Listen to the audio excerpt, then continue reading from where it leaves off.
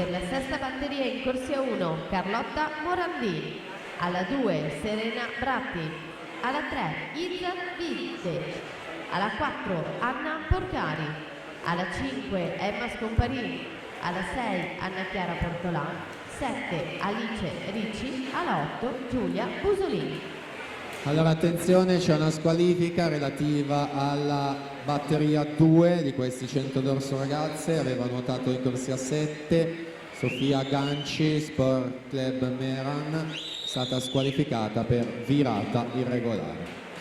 In acqua la batteria numero 5 con Sara Flavia Strimb, Idros alla 4, 1:5:51 al momento il miglior tempo. Sara Flavia Strimb va a toccare la piastra in 1:04:31 su Valentina Revelant, 1:7:90, Ciada Sartorato 1:10:95.